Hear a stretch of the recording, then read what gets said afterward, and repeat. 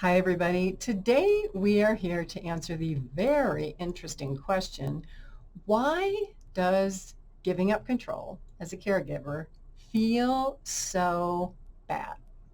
As a family caregiver, if you had this responsibility for a year, 5 years, or 10 years, you probably complained a lot that not enough family members would step in to help and you were having to do it all yourself. And eventually, if you're in this position, you have come to set a boundary that you can no longer be the caregiver, whether it's because of your health, your career, your husband, your children, a lot of other reasons.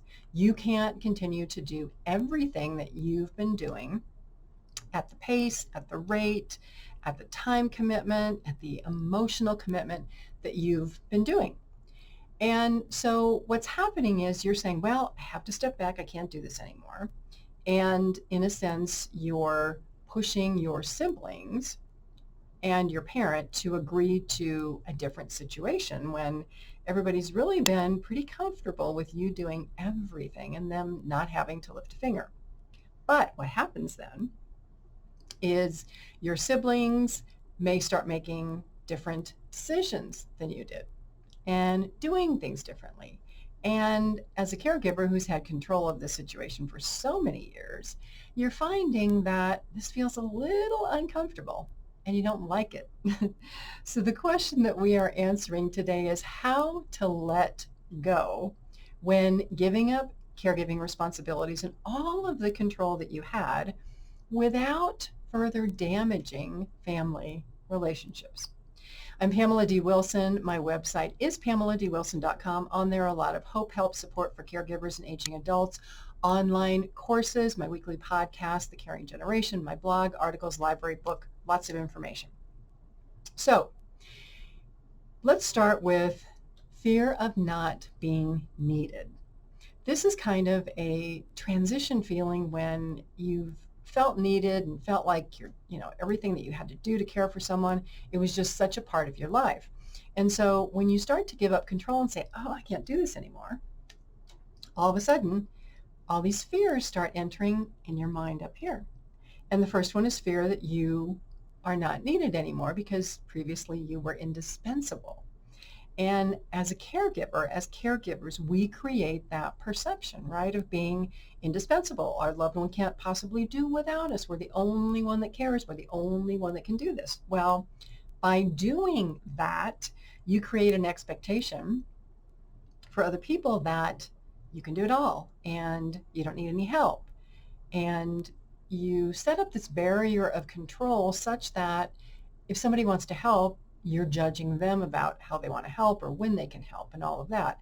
Well, now those tables are turned and it feels pretty darn uncomfortable. And I understand that.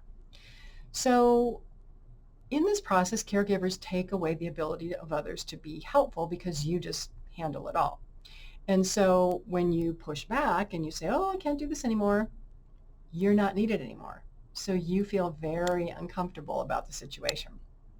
And that places you in a position of being vulnerable to the comments and statements and actions of family members who are starting to take over.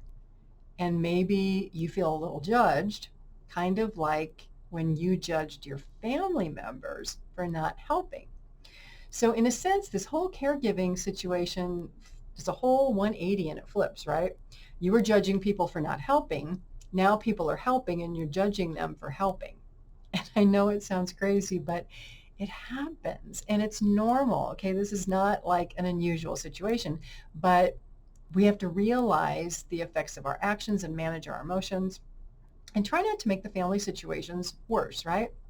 The other situation with giving up all of this control over a care situation is you're losing your daily routine in this list of responsibilities that you had. And you may also feel a loss of your identity. You're not a caregiver anymore. You've dedicated your life to caregiving for 1, 5, 10, 15, 20 years, and now you have this huge gap called your life to fill. And this is the gap that you complained about losing before, right? You gave up maybe a job, You stopped seeing friends, stopped participating in your social life, gave up your hobbies, you gave up all this stuff, right? And you've given it up for so long that you like forget what you gave up and you forget how to get that back. But now you have to create a new life. You have a lot of work in front of you to reestablish your life separate of this whole caregiving situation that's over here that you're letting everybody else handle. And so in a sense, you have to stop wanting to micromanage. You have to stop wanting to control everything. You have to stop being that armchair quarterback telling all these people over here who are doing the work what to do, much like they did to you. So we have to give up that sense of, well, you did this to me, so I'm going to do it to you, right? It doesn't help in family situations. There's no benefit to that. It only creates more anxiety and stress and difficult relationships, which we really don't want. Then a lot of caregivers who give up control and say they can't do this anymore will feel guilty for not being able to continue to do it. Recognize that you were a caregiver. You did a lot of work for a lot of results for a long length of time for a big part of your life. You have nothing to feel guilty about if for any reason that you can't do it anymore. You contributed. You did a lot of good. So try to find peace in that with yourself, solace with yourself. The more that we try to control things through transitions and changes, the more difficult a lot of aspects of life can become. So you may be arguing with your siblings, or your siblings may be speaking badly about you to your parents. A lot of these triangulation aspects can happen.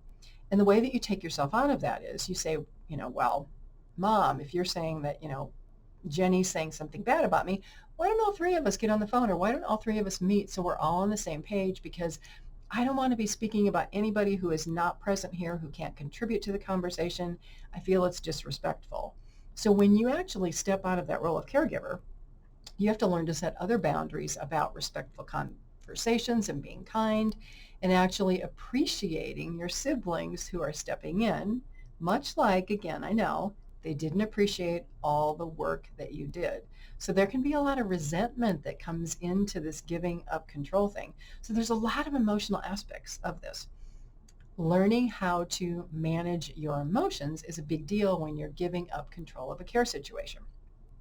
So our thoughts result in our actions, result in our emotions. Sometimes we don't think and we react, and then we've got to apologize and we're like, oh, I regret that I did that. So all of this thinking, emotional responses, acting really connects very closely together. So learning how to regulate your emotions in very simple terms means that you just don't immediately respond with the first thing that you want to say into a situation. You think about it. You realize that there are two sides to every story. You realize that there's a bigger picture. You realize that other people have different life experiences than you do, different thought process, says different ways of evaluating and judging and acting in situations. So when you can do that, then you may not react as quickly, and you may say, well, maybe I need more information about this before I respond, or maybe I should ask some questions, or maybe I should be more empathetic or understanding or try to get more information. And so people who regulate their emotions are, according to research, more highly resilient. So you bounce back, you respond to things better. You don't say things that you have to apologize for later down the road. So in thinking about this giving up control, it's important to think about not only the tasks, right, that you're giving away to other people, but how are you going to regulate your emotions and all of these crazy feelings, these fears about losing control, fears about not being needed, fears about, oh my God, I got to create my life again. I got to go get a job. I got to make all this stuff happen, right? How are you going to manage your emotions around all of those things? That is something very important to think about when stepping away from a caregiving situation and giving control to other people. Another way to think about this is to remove all of the differences between you and other people who are trying to help, and think everybody's trying to help. Everybody's trying to make this situation work out the best way possible. So how do we all get along instead of thinking me versus them, they versus us, mom versus me?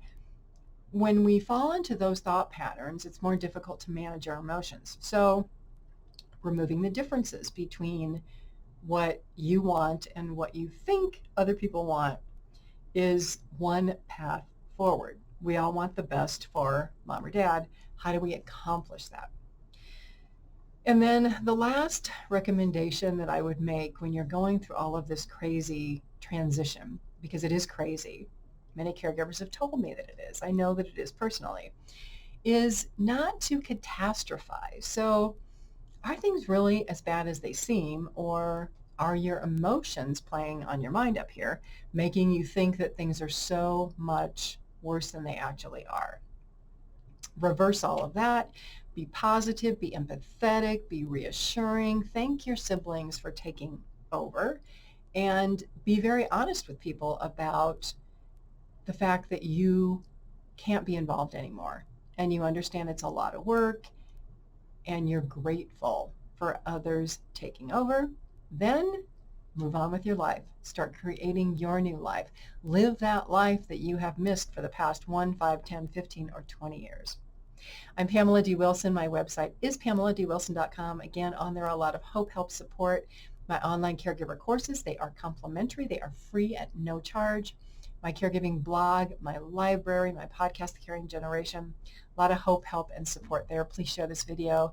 Share my website with others you know who are looking for hope, help, and support. And have a fabulous day today.